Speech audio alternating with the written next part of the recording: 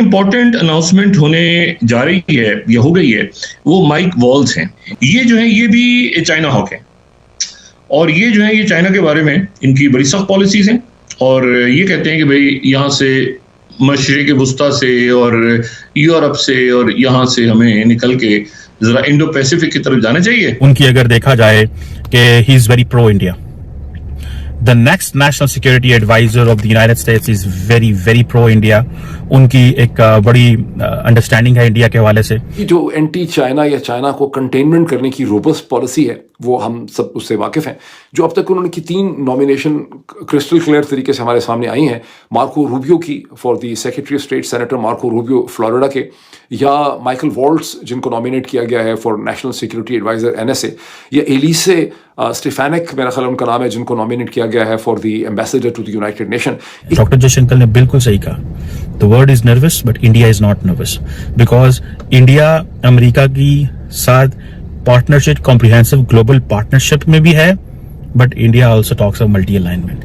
कि ये पाकिस्तान के बारे में कोई अच्छे ख्यालात नहीं रखते। आई रिपीट, ये पाकिस्तान के बारे में कोई अच्छे ख्यालात नहीं रखते, बल्कि पाकिस्तान के बारे में जो पाकिस्तान की मुखालफत में जो बिल्स वगैरह वहाँ पे कांग्रेस में आए और मुख्तलिफ जगहों पे, इन सब नॉमिनेशंस या चॉइसेस में जो कदर मुश्तरक है कि ये सब पब्लिकली तौर पर चीन के खिलाफ पोजीशन रखते हैं। इनमें एक और भी वैसे कदर मुश्तरक है जो इनकी सिलेक्शन के लिए इंपॉर्टेंट नहीं है ज़ाहिर, लेकिन वो ये है कि ये सारे के सारे पाकिस्तानी मिलिट्री के ऊपर पोजीशंस बड़ी क्रिटिकल इनकी रही हैं। माइकल वॉल्ट्स की बड़ी क्रिटिकल पोजीशन रही है, लिंडसे ग्राहम की बड़ी क्रिटिकल पोजीशन रही है, मार्को रूबियो का मुझे पता नहीं है। और ये सब ये समझते हैं कि पाकिस्तानी फौज जो है वो डबल गेम्स खेलती है। कनाडा के लिए भी एक वार्निंग होगी। हर एक जो है ना सिक्योरिटी एडवाइजर आ रहे हैं जो कि जैक सुलिवन को रिप्लेस करने जा रहे हैं। इंटरेस्टिंग ये है कि वो इंडिया कॉकस के भी हेड हैं, मेंबर हैं, और India caucus is considered as one of the biggest caucus in the Congress. और उनकी अगर देखा जाए कि he is very pro India. The next national security adviser of the United States is very very pro India. उनकी एक बड़ी understanding है इंडिया के हवाले से। मैं आपको अगर उनका थोड़ा सा ब्रीफ बायो बताता चलूं कि वो जो हाउस की आर्म्ड सर्विसेज कमेटी है उसके भी मेंबर हैं, जो हाउस की इंटेलिजेंस कमेटी है उसके भी मेंबर हैं, जो हाउस की फॉरेन रिलेशंस कमेटी है आई थिंक उसके भी मेंबर हैं, एंड अबव ऑल वो फॉर्मर कर्नल हैं और बड़ा एक तजर्बा रखते हैं नेशनल सिक्योरिटी का। यूरोप के ऊपर टफ है, प्रो इंडिया है, और इवन के इस हद तक भी बात की जा रही है कि क्या अमेरिका जो है वो नेटो से विड्रॉ कर जाएगा, या यूरोपियंस को ये धमकाया जा रहा है कि आप लोग जो है वो अपने जो एक्सपेंसेस हैं वो खुद पूरे करें।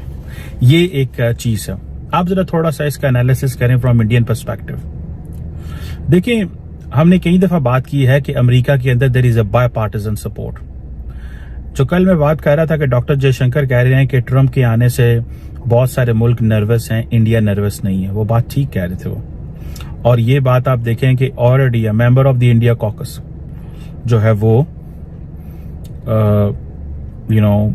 Is going to be the national security adviser. Jake Sullivan जो है वो को रिप्लेस कर रहे हैं। आप देखें किन किन चीजों पे इंडिया के साथ वो इंगेज करेंगे। रिसेंटली आपको पता है जो जैक सुलिवन का लास्ट दौरा था that was on the critical and emerging technologies के ऊपर दोनों मुल्क काफी ज्यादा काम कर रहे थे। एंड अमेरिकन वांट के जो क्रिटिकल एंड इमर्जिंग टेक्नोलॉजीज हैं वो किसी तरीके भी जैसे तैसे भी अगर इंडिया के साथ हम शेयर करें तो वो रशिया और चाइना के साथ के हाथ ना लगे। आप देखिए इंडिया के हवाले से देखें जो इंडिया के लिए जो चीजें इंपॉर्टेंट हैं। एक तो हमने बात की कि वो देयर इज अ बायपार्टिजन सपोर्ट है अमेरिका के अंदर। इस हवाले से बायपार्टिजन सपोर्ट, कोई बायपार्टिजन सपोर्ट मींस के the entire Congress supports India. Recently आपको पता मार्को रूबियो को मैंने बताया था सेनेटर, वो चाहते ये थे कि हम इंडिया के ऊपर स्पेशल लेजिस्लेशन लें। हर एक जो है ना वो बढ़ के अमेरिकी कांग्रेस के अंदर हर कोई बढ़ के इंडिया के साथ लॉयल्टी शो कर रहा है। और लॉयल्टी शो करने का जो मकसद है वो यही है कि उनको पता है कि आइंदा आने वाले दिनों के अंदर जो इंडिया है उसके साथ अगर वो रवाबत नहीं अच्छे रखते तो एक तो जारी बात है how to compete with China, क्योंकि मैं कई दफा ये कह चुका हूं कि मेरी असेसमेंट है that Indians will not fight for Americans against China.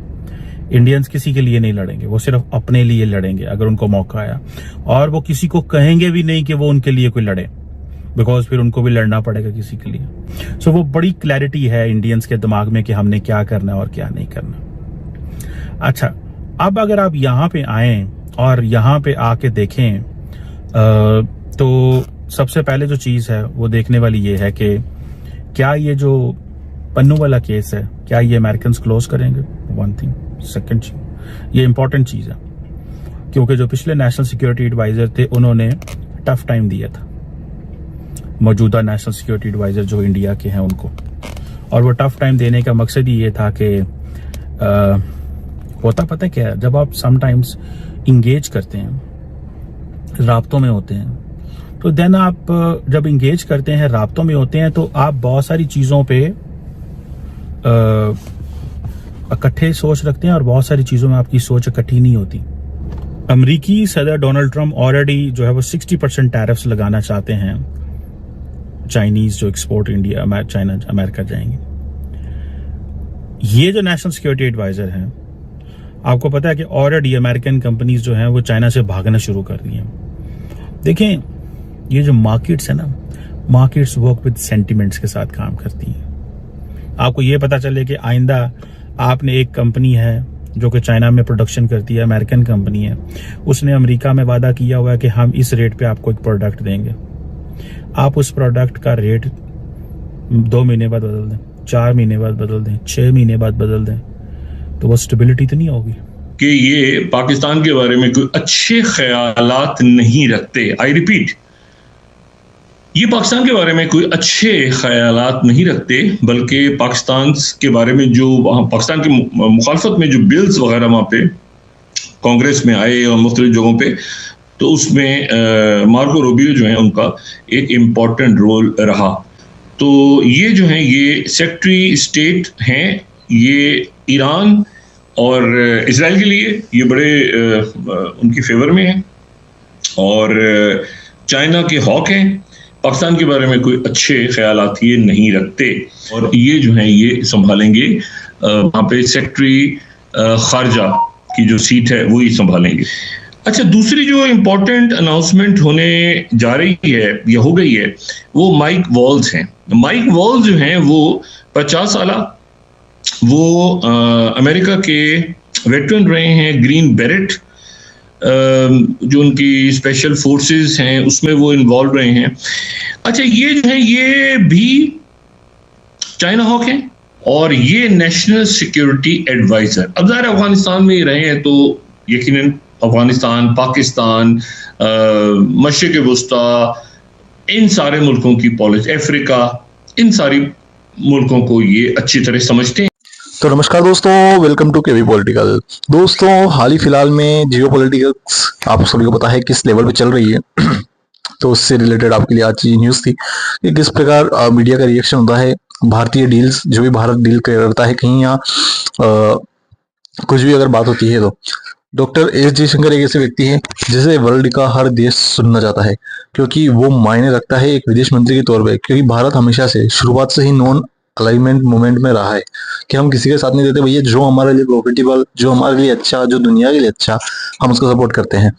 आप सभी को पता होगा कि हर देश, कनाडा, रशिया, पाकिस्तान, बांग्लादेश, कई सारे देश हैं, उन सबको ट्रम्प का आना काफी ज्यादा इफेक्ट कर रहा है।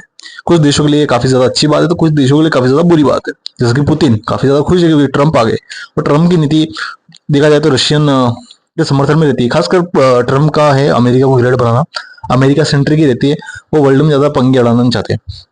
तो इसमें पुतिन काफी ज्यादा खुश है। लेकिन कनाडा जो कि अभी ज्यादा ही उछल रहा है, उसकी हालत पतली हुई पड़ी है, क्योंकि ट्रम्प किसी भी लेवल पर सपोर्ट इतना देंगे नहीं उसे, और शायद तक वहां की सरकार भी जाने वाली है। खासकर पाकिस्तान और बांग्लादेश की मैं बात करूँ तो बांग्लादेश में तो पता है मोहम्मद यूनिस ने ट्रम्प को जिस लेवल पे कुछ कहा है, ट्रम्प बोलेंगे नहीं, जल्दी ही मोहम्मद यूनिस का निवाला निकलने वाला है वहां से। बात रही पाकिस्तान की, तो पाकिस्तान को ट्रम्प सीरियसली नहीं लेते, मेन बात तो ये। उनकी जो पॉलिटिक्स है, जो वर्ल्ड पॉलिटिक्स है, उसके अंदर पाकिस्तान है ही नहीं दोस्तों। ये सबसे मेन बात है। अब आई भारत की बात। जब डॉक्टर एस जयशंकर से पूछा गया कि क्या ट्रम्प के आने से भारत को कोई फर्क पड़ता है, तो इस पर जो हमारे विदेश मंत्री साहब है, उन्होंने सिर्फ एक बात कही, कोई फर्क नहीं पड़ता। हमारे रिश्ते जैसे अमेरिका से चल रहे थे, शायद उससे बेहतरीन दौर में जाएंगे। ट्रम्प से भारत को ना डर लगता है, ना हम घबराते हैं। जो हमारी नीतियां चल रही है वो वैसी की वैसी। खैर, डॉक्टर एस जयशंकर के बयान पे आपका क्या कहना है, कमेंट सेक्शन में जरूर बताइएगा। जय हिंद।